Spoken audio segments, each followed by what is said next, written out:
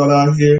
So go ahead and share, subscribe. I'm on YouTube right now at Anthony St. Louis. So on Periscope, and of course, I am on Facebook all at the same time, all three platforms at the same time. Want you to share with your friends, let them know that I am on. I'm getting ready to share with a few of mine too. And I want to let you know while we're doing that, we're going to get ready for the show. Share, share, share. Let you know Winning Wednesday is back. We are here. Winning Wednesday with yours truly, St. Louis. Oh, yeah. Hope all is well. All is well. Another Wednesday. I'm alive to see it. Thank you, Jesus. Somebody didn't make it this morning, but I thank God that I'm here. I'll let you know we are on a Winning Wednesday with yours truly, St. Louis. Subscribe on YouTube. I got a YouTube channel. Go ahead and share on Facebook. Tell everybody that I am on. Winning Wednesday has started. We still talking about rising up. All right. Hey, Ramona Way. Hey, thank you for tuning in.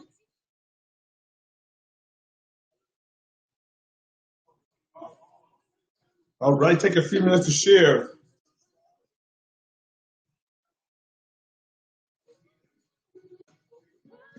Oh yeah, for Facebook, I want to let you know I don't promote anything on this music. I don't get anything for it. I'm not responsible for the music that's playing. But guess what? We're just gonna thank God and give Him all the praise.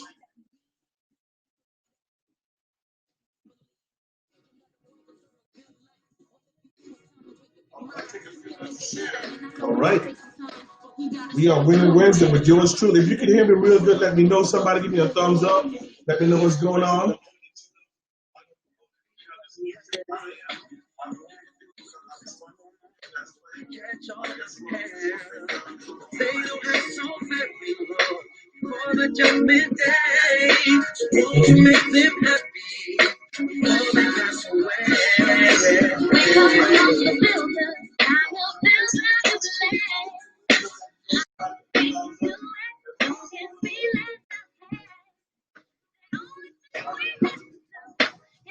So yeah, let's share. Take a few minutes to share with some more people.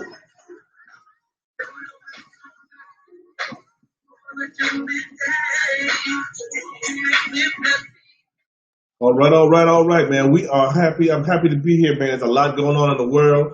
It's a lot of stuff that we still got to be careful of.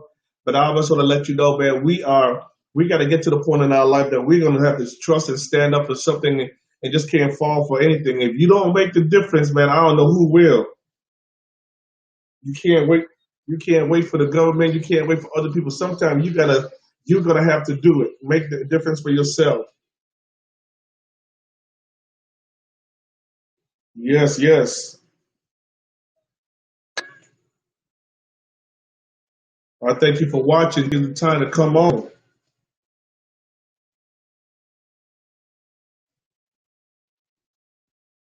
Mm.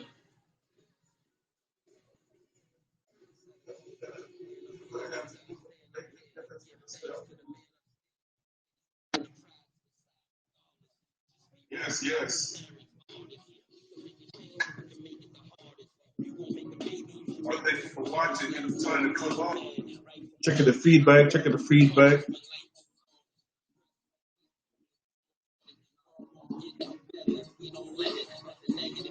We gotta rise up.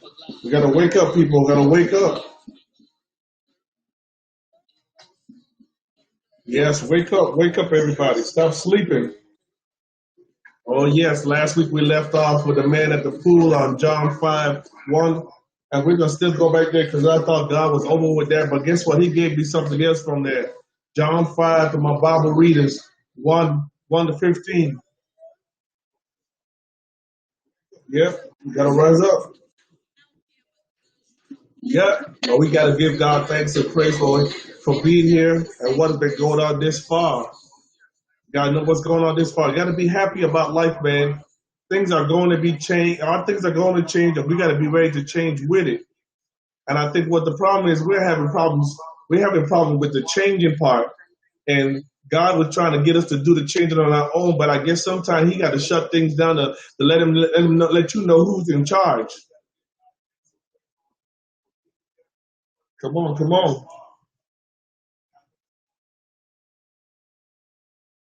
Yeah, yeah. A few more minutes, man. I got a few more minutes that I'm gonna share. And I'm gonna start because I don't be on here long. I just try to drop the nuggets, and somebody might get some information and share with a few people and move forward.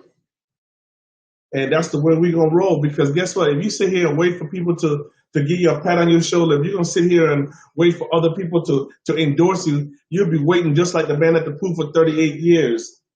We talked about him last week with a little bit of endurance.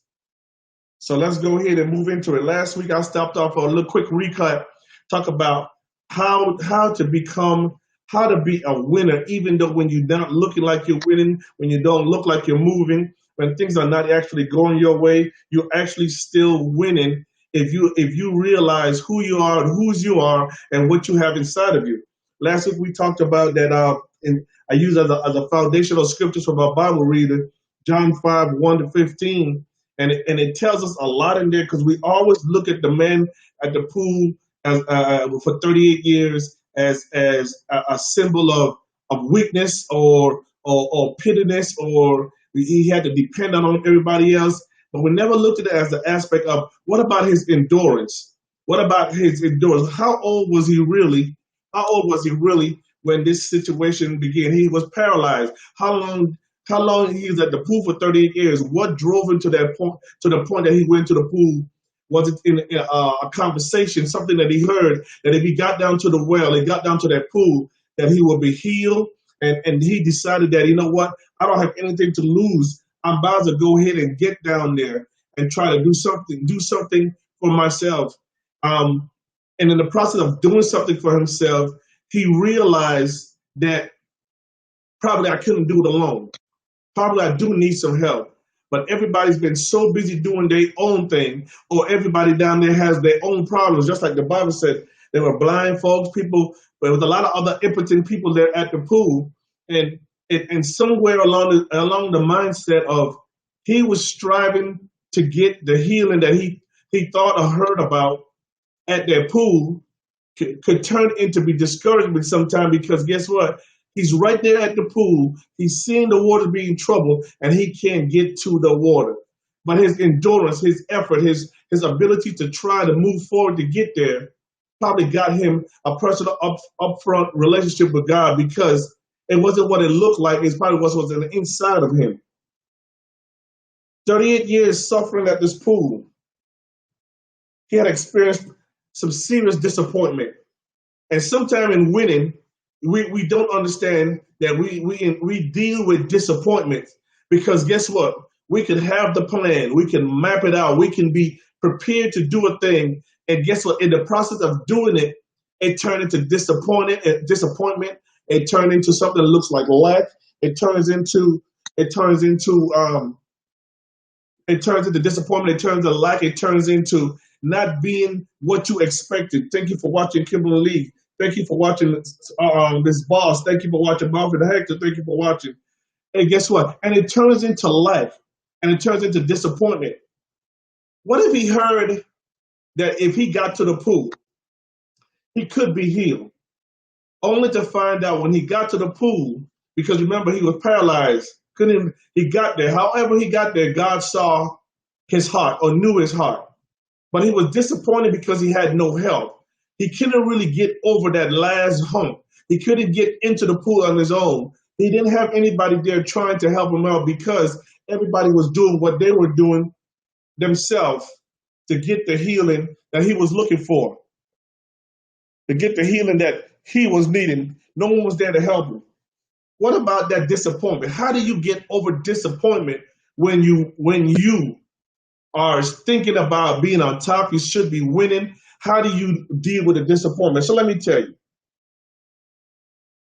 It says, be disappointed and not being healed while repeatedly looking towards God. What about if you know the way to beat the disappointment is going back to the drawing board, looking over that thing, and still doing it because you feel the passion inside your heart that you know what you're doing is going to help you? Hey, Mr. Shanika Kennedy, thank you for tuning in. What if we know that disappointment means you got to go back to the drawing board and looking at things all over again? And sometimes we fail to go back. For winners get disappointed. It can only be one winner. It is NBA championship. It could only be one winning team. But my thing is, how many days, how many times do they go back and look at the film? How many times do they go back and revisit the previous game to see what caused them to lose? What about when you get so close that you can't even make it to even to the fight? You can't even make it into the arena to say that you're gonna go ahead and work out or play hard to get the championship that you were doing all 86 or 56 games to get there. What happened to that disappointment? What do you do to recover from that disappointment? It says, while repeatedly looking to God, and guess what? An expectation to be healed, he was surrounded by a lot of negativity. I think what happened is when God came to the pool and went towards the man, the paraplegic who went to the man and said, do you want to be whole, or rise up and pick up your mat and go? And he was still talking about no one there was to help him. His expectation was not prepared to see Jesus or get the healing that way. His mind was so set on getting into the pool. So when God came, he looked at him and said, what are you saying? You want me to get healed? You want me to recover? You want me to rise up and walk? But I didn't get into the pool. And many of us are sometimes stuck right there. We are stuck in a place where we're expecting to see things one way, and the deliverer comes. God sends the angel to you. God sends the word to you. He sends the messenger to you. And you are still stuck in your way of seeing the recovery in order to make it over that hump to get to the winning platform. And you're so stuck in doing that one thing. Hey, Regina, thank you for tuning in. Guess what? And you're still stuck in seeing things one way. What happened if God himself came and told you to try something else? Would you be in tune? Come on, winners. Would you be in tune to scrap what you're doing and change? See, I want somebody to put that out there for me. I got 3 people looking. Put out there, scrap what you're doing sometimes and change. Scrap your plans and take up God's plan, especially when you have a direct relationship and a direct connection with him and you hear what he's saying to you. The man at the pool for 38 years decided that you want me to get up and walk, and I can only wonder, I've been here for 38 years expecting to get into a pool to get my deliverance, and you're telling me to get up and walk. Who are you? Many times we do the same thing like the man at that pool. We wonder, you want me to do this, God? Or somebody else tell you something else to do and you not doing what he says. What's up, Brown? Thank you for tuning in. He tells you to do something else, and you think that your deliverance is going to come that one way, and you miss the opportunity to make a change to go forward. We're in a pandemic right now. We have unemployment at all-time high, all-time low, because nobody's working. So it's really an all-time high. And guess what? What are we trying to do to prepare for this cyber world that I guess we're going into? Churches is not opening anymore right now. And some people are still having churches doing their thing at the risk of getting sick and being ill. We're still trusting God and going to the building. I'm not mad at you if you decide to do that. I'm not mad because people decide to continue to go to the building. But at the risk of having church in a different setting, a different form, we're doing our thing as far as going back to the buildings and opening them up. What about your health? What about your life? What about the things that you know that you can do differently? If you had prepared, come on, don't get personal with me. I don't want anybody to get mad with me. If you had prepared for the cyber world, a lot of churches, a lot of people have not prepared for the cyber world. And that's why now we're scrambling to get involved with the cyber world, how to do cybercasting, how to do this. It's been a long time coming that we always used to say, one day we're not going to be able to come to the church, meaning the building. Think about that. We're not going to be able to come to the building. Hey, Philip, how you doing, sir? And guess what? The time has come. We're no longer at the building. Where lies your faith? How many years we talking about? One day you're gonna have to be the church and no more music will be played. You're gonna have to praise God yourself. The time has come that you should give God all the praise. But guess what? You're by yourself. What about this man at the pool for 38 years who believed on the word that he heard, that if he got down to the pool, he would be healed? only to know that when he got to the pool, he had other sick people in line, other sick people around him that he couldn't get in. And he had the striving desire to be healed. And then guess what? What happened if God don't move the way you think he should move? What happened when you pray to God? What happened when you ask God for a thing and he gives you no results and you had to stay in that spot for 38 years? 38 years. You and hey, Ms. Vanessa, thank you for tuning in. What happened if God is you said God is a prayer answering God. What if the man at the pool for 38 years was hearing the word that if I could get down to this pool and where the water would be troubled, I would get my healing? And he believed that, so he strongly got there and ended up hanging out there for 38 years and still hoping and praying and believing. And year 20 passed by and no healing, no deliverance. What would you do for a God that we say if you pray to him, he would deliver and he's an on-time God, but he decided to take his time to deliver you? How frustrated or how disappointed some church folks get in the midst of prayer and believing God, and God is not answering, you get so disappointed. What do you do? Come on, somebody put on there for me. I got some people looking. Now put it on the screen. What do you do when God don't answer your prayers and it seems like you're just sitting there waiting and waiting for an answer, and he doesn't answer your prayer according to how you think he should, but you're trying to be faithful, you're trying to get healed, you're trying to move on, you're trying to win. And every time you make a turn, that shuts down. What are you going to do when you deal with that disappointment? But you see what? The man's healing came clearly because he was what? He was suffering at the pool. And guess what? At the same time, believing that God would do it. It might not look like that on the outside. Sometimes we mad, but it's what your spirit look like on the inside. People don't understand. You might be going through. I think we still have this image thing. We go through so much. We want to build up the outside. We want to look good, feel good, but really and truly, we mad at God on the inside. Why you ain't show up yet?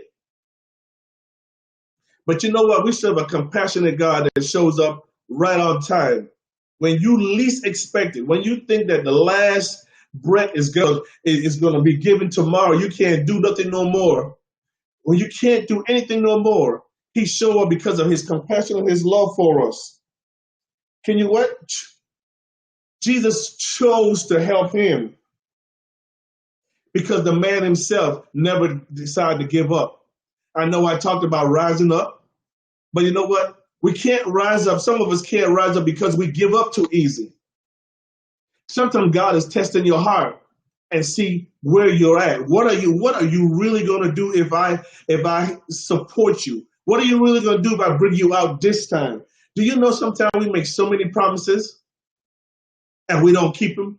And then thank God for his grace and mercy. He keeps blessing us and keep us making a way out of no way.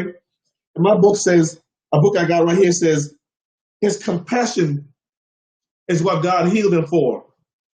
Healed him. So guess what? You're being healed, and only time sometimes we're winning and moving on to different things and rising up in our life is because God sees our inner heart, our spirit.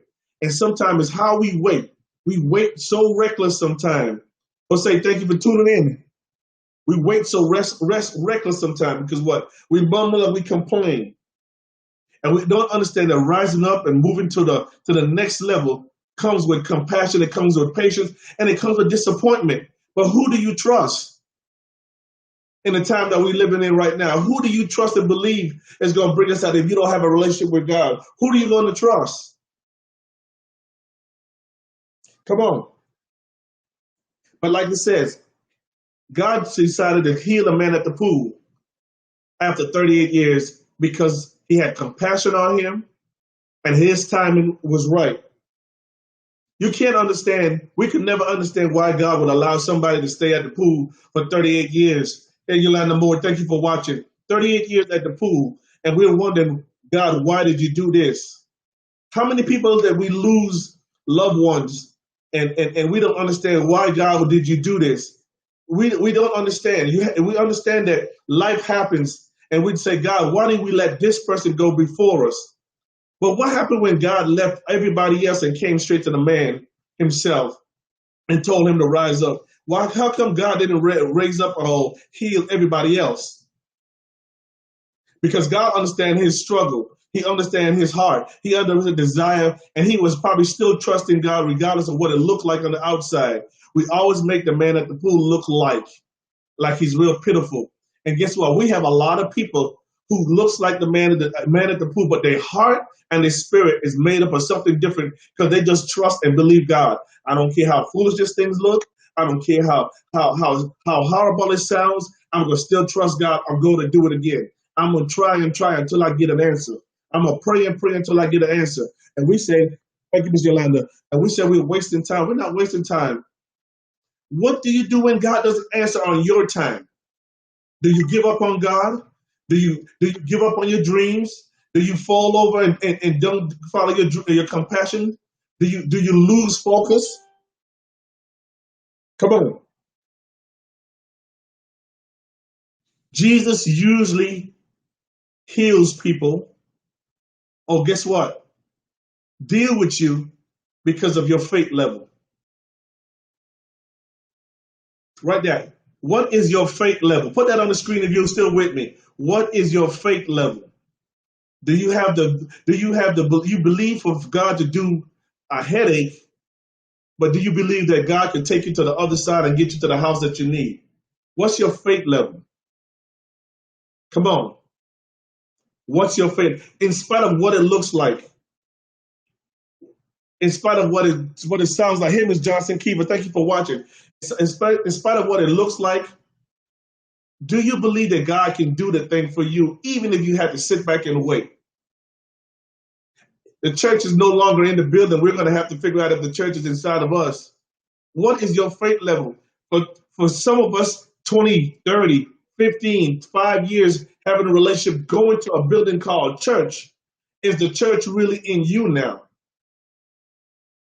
Is God going to show up and hear your cry now? Because guess what? You're home. You don't have the music. You don't have the people around you. The pastor's not there with you. Do you have a voice that you can open up now and God can really know your spirit and come and answer your prayers? The man at the pool did, so he was healed. Now let's figure this out. He said to rise up or pick up your mat and walk. Pick up your mat and walk. I always wondered, and I had to read that. I go back and look at several translations. He picked up his mat, picked up his bed, whichever one you want to use, and walk. I use the analogy, and I'm not the one that is going to say this is what really happened. But what happened if God told him, don't leave anything behind? Pick up everything that you got and take it with you. Move forward, get up and walk. Because he also told him, guess what? Sin not no more. Don't do it no more. Whatever that is, don't do it no more, especially after God heals you. Pick up your mat and walk. Why does he have to pick up his mat? See, I think what it is that sometimes we get up and we walk and we trust God and faith that he will do a thing and we believe it and we move, but we stop and look back because we think we forgot something in the past.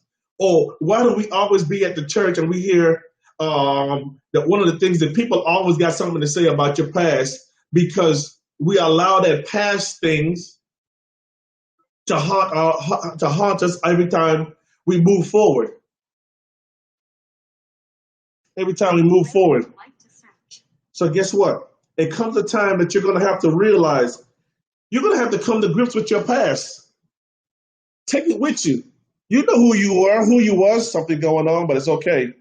You know who you are. Take your past with you and realize, even though I had to do this for 38 years, God healed me. 38 years I had to be around sick people. I know who I am. I know where I came from. So don't allow your past to keep you from walking or dragging you or hold you back from moving into your future. Somebody put that out there for me. Don't allow your past to keep you from your future. If you know who you are and whose you are, and you know your situation, where you came from, people are going to always have something to say. See, It goes like this. He was a has-been. Everybody been an ex of something. An ex-drinker, an ex-this, an ex-that, an ex-smoker, an ex-robber. Somebody been an ex-something until you realize that you are an ex of something, and your future right now is going to take you to the presence of something else. What God wants for you, you're going to have to get over that past. He told him, pick up his bed and walk. And while he's walking, and he walked to the synagogue where everybody was so accustomed to seeing him. So there go another thing. When people are so accustomed to seeing you one way, so when they actually see you another way, when God has delivered and put you in another situation, in another place, they don't understand. So what's the first thing they always do? They want to go back to what they think or know or have heard of you. And guess what? To dictate how your life should be or trouble you because of your past situation. I'm going to tell somebody tonight, you're never too late to rise up and move forward. Put that on there if somebody get a chance. You're never too late to rise up and move forward. Don't listen to the negativity that keep you from moving forward, especially when God tell you. See, when you have a relationship with God and he told you to move forward and walk, pick up your bed and walk and move forward, that's the thing that you should be doing. And guess what? The Bible tells me, pointing out, they also asked him, the man who was at the pool, when they saw him coming into the temple, they asked him, who is this fellow who told you to pick up your mat and walk? Nobody else told him to get up and walk. Nobody had the authority, the power to heal him. Nobody. See, the thing about it, they knew of God themselves. They know of all the myths. They know of all the synagogues, all the what you call. Let me make sure I get the right word I'm looking for. They know all the myths. They know all the stories. They know of the Messiah. They know everything. But guess what? They know of a prophet that was to come. But they never really understand who he was and what he was doing. They heard about all the healing prior to this and what he was doing. But who is he to tell you to get up on the Sabbath day? Come on. And walk with your mat when it's against the law. It's a lot of things that we're going to do. And that guess what?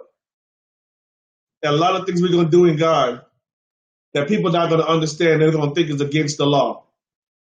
Yep, I said it. But guess what? We've got to get to the point that we realize sometime you're going to be the example to show people how bad and how powerful our God is. That even when God spoke a word and you heard it, he had to refresh his mind, reset his mind, transform his mind, refocus his whole mindset in order just to get up and realize that what I heard was almost the same thing I heard that got me to this pool. Now it's time for me to hear the direct word to get me up, to get me moving again. God's coming in a different way, y'all. And guess what? We got to understand that. Guess what? In order to be a winner sometime, you're going to have to go back to the drawing board. Sometime you're going to have to go back to the provider of the skill, of the ability in your spirit and say, God, okay, this is what you're telling me to do. What now? You got to go back to the drawing board. And sometimes God can tell you, just wait. Just wait. Don't throw away your plans. Make some corrections. Just wait. I got somebody on the way. And sometimes what it is you got someone on the way and we don't recognize what's going on, because in the process of the timing that we're trying to get to the destined end in our faith level comes disappointment. Last week was endurance. This week is disappointment. And how do you get past the disappointment of the things that are holding you back?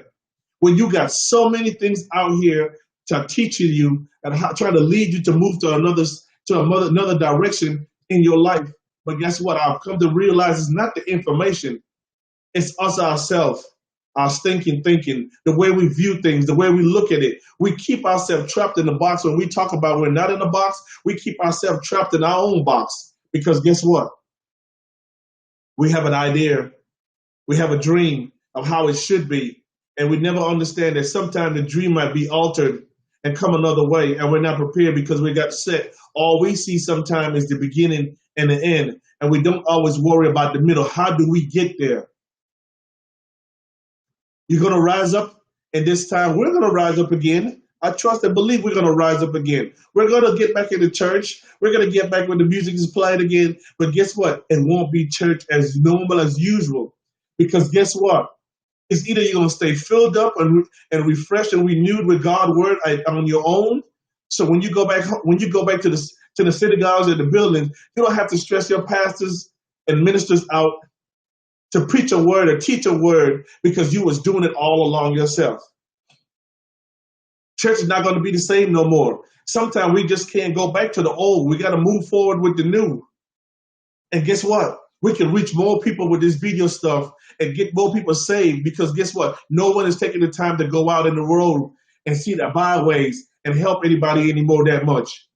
Because guess what? If it's not your family, you're not really open to helping other people that much. If that is a close acquaintance and friends, you're not willing to do the extra stuff. But you consider yourself to be a winner. How much are you willing to sacrifice your time to sharpen up your craft? See, how much of your time? We're not dressing up no more. We're not looking good with the new shoes, new hat. But how much are you willing to put your mask on and go help somebody else down the street?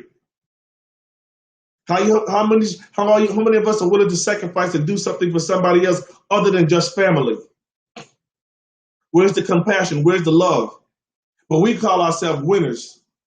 And winners got to know when they can call and ask for help. And winners got to know when they got to go back to the drawing board and come back out again in full force and be trained all over again and break some bad habits and get disciplined all over again. It's Winning Wednesday. Winning Wednesday is not only about me saying what I think for you. My things are not right, but my thing is hopefully I say something that gets you motivated, get you striving to be better, helping you to move to the next level. Guess what? You can't put new wine in old wineskins. You're gonna have to figure out. You're gonna have to get everything new again. Can you trust God in this season when it looks like everything else is not working? Can you trust God for yourself? Not because you got the pastors on the internet no more. How much time are you spending with God that you can understand what the plan is for your life and your relationship with God? Can you spend the 38 years without mumbling and complaining? Can we stay in the house for another 30 days without mumbling and complaining? Because God is really trying to redefine and break some areas in our life and make us to be more disciplined and more Christ-like. Can we afford another 40 days? Come on. Yeah, I want to look good. I want to shave. I don't have that much hair. I understand. I can do the little bit I can do with my razor. I understand the things that we are accustomed to. But what if? What if it was a blackout for 40 days? How would you survive? How did Noah survive on the ship for 40 days on the water? Animals, dung. Come on. Life is more than just a party, y'all. It's getting serious right here. The end of times are coming, and it looks like it's really coming. Can we rise up and all be winners in the kingdom of God? Or can we just all rise up and be winners and do the thing that God wants us to do? And guess what? We're going to have some compassion on somebody else. Can we sacrifice? Can we share? Guess what? In order to be better, you got to do better. Here's the time, and I know someone will say, I know it's coming. Here's the time. What can you buy right now with your credit? This is a buyer's market right now, if your credit is right. Come on. If your credit is right and you got the cash flow and your name is good on paper, you're liable to get anything you need to get right now because there's so many deals. I got people calling and asking if I want another car, you want to refinance your house, whatever you're doing, because guess what? You got to keep that score at the right place. I'm not bragging. I remember when it wasn't good. Now that I learned and I have a tool that I can help other people. Do you know it's one of the hardest things to do is to help people who have a mindset of poverty? Yes, I've said it. Or have a mindset of, well, wait. And they think they have time for everything. But guess what? Your stimulus check has come. I would get some. Stimulus check has come. And guess what? People out here shopping and buying clothes. Where are we going? Are you going to dress up at home? What are we doing? Are you invested in your own self? Are you invested in the kids? Are you really taking the time? But we invested in things that, guess what? To benefit what? Our flesh. TikTok videos, everybody's dancing. How many people praying? I ain't mad at nobody dancing. I ain't mad at you entertaining yourself. I'm not understanding. I'm not mad at anything that you do to make yourself happy. But the reality is, how much of the things that you're doing are you profiting from? That's the question are you asking. How much of it is bringing you discipline to yourself? Are you willing to rise up above of the mediocre stuff that you're doing, the frivolous thing that does bring you no joy, and walk and move forward? And another question I'm going to leave with you tonight. What happened if God don't answer another prayer for you? Would you just be satisfied for what he's done for you so far? That would be the question. Or do you feel that God owes you something, but you don't have to do anything to get it? It's been Winning Wednesday with yours truly, St. Louis. And guess what? Hopefully, if I do the right thing, I'll be back here next week, trying to educate, trying to inform, and trying to get somebody to hear this information. And guess what? At the same time, can we not help one another? We should be able to help one another as we go through this day-to-day life that we're dealing with right now. Find time to help one another and be blessed. It's been your boy, St. Louis. Good night. Slow touch, run away. Like I go country, I run back. Like I'm go back for eye. Like I'm just trust.